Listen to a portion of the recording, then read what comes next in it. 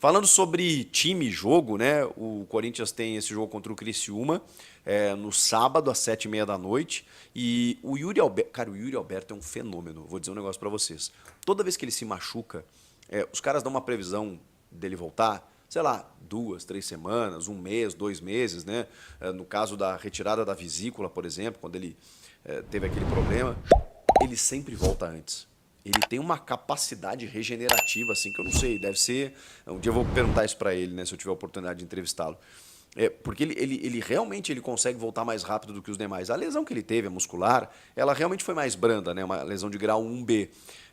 Mas as informações é que ele até treinou em separado nesse último vídeo, né, e fotos divulgados aí pela Corinthians TV, juntamente do Maicon e do Félix Torres, mas são jogadores com um processo até diferente, né? O Maicon, poxa, teve uma lesão gravíssima no joelho, ficou muito tempo afastado, 7, 8 meses. Tá dentro de um processo aí do retorno. O Félix Torres teve uma lesão muscular um pouco mais séria, não se sabe nem se ele joga ainda esse ano. E o Yuri, mesmo tendo treinado em separado, era uma lesão mais branda, mas o boletim médico do clube informou que ele já estava num processo de transição para o gramado. E ele teria dito também que sábado ia estar em campo. Então, assim, como a gente está eu estou na madrugada aqui de quarta para quinta, tem mais uns 2 dias aí de treinamento, eu acho ainda que o Yuri pode ser relacionado pelo menos para esse jogo contra o Criciúma. E também o clube atualizou do Héctor Hernandes, né, que também a gente tinha uma ideia de que ele voltasse só no ano que vem, pouca gente fala dele, o espanhol, né, ele também jogou muito pouco, né, mas ele teve uma lesão no joelho também, que não é o rompimento do ligamento cruzado, né, um ligamento lateral, enfim, só para falar um termo mais técnico aqui, só que ele já está na transição também, já está trabalhando com o grupo, na verdade, então assim, ele pode ser relacionado daqui a pouco para esse jogo contra o Criciúma, se não no máximo para os 2 últimos jogos, para as 2 últimas rodadas.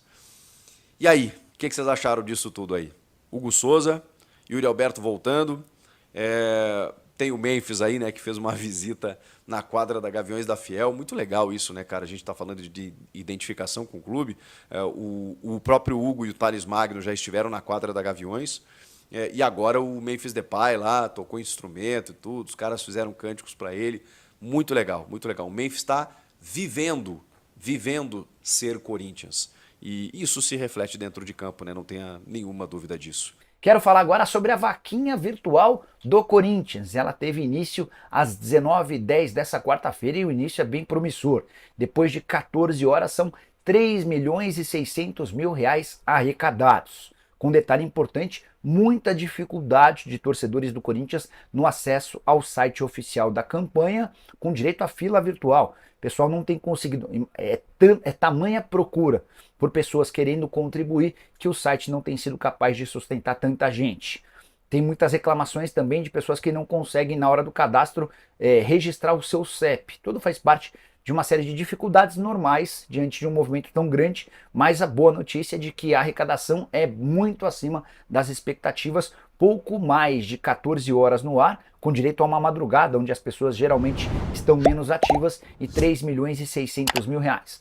O lançamento dessa campanha aconteceu na noite dessa quarta-feira, com direito à participação do presidente Augusto Melo. Os integrantes da Gaviões da Fiel anunciaram a intenção de faturar 700 milhões de reais. Essa grana vai toda para uma conta que fica sob responsabilidade da Caixa e não tem participação da Gaviões nem do Corinthians. O Pix é exclusivo para a quitação do financiamento do estádio alvinegro. Hoje a dívida do Corinthians com a Caixa gira na casa dos 710 milhões. A expectativa é de que essa arrecadação aconteça em até 6 meses. Se os 700 milhões de reais forem arrecadados antes, a campanha para. Vai ter uma série também de homenagens para pessoas que doarem pelo menos 100 reais. E o Corinthians também conseguiu, ao lado da Gaviões, alguns embaixadores importantes, como Marcelinho Carioca, Benjamin Bach, entre outros.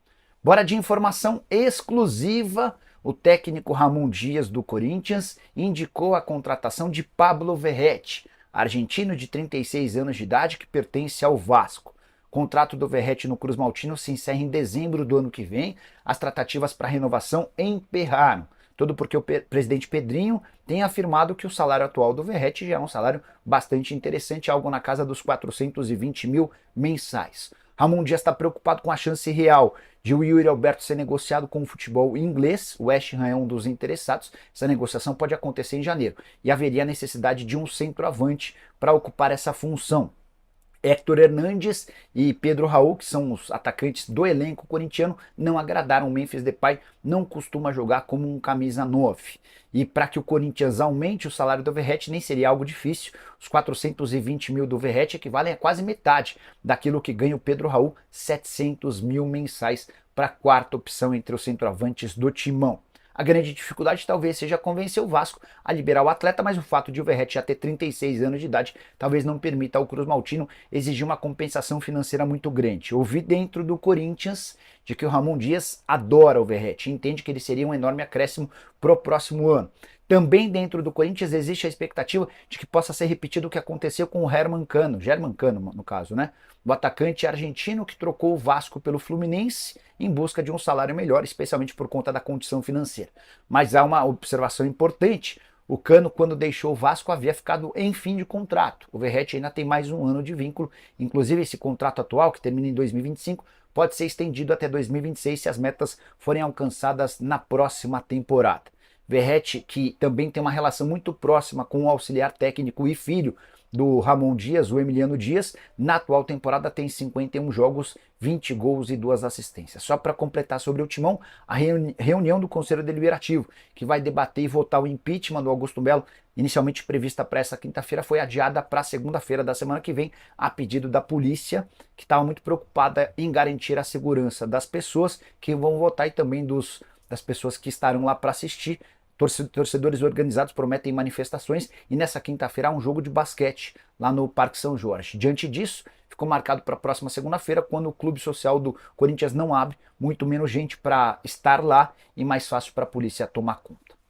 Só para completar, queria pedir muito que você deixasse seu like, se inscrevesse no canal e comentasse sobre o que quisesse. A gente volta de tarde com mais vídeo, tem live e tudo mais, tá bom? Abraço, tchau!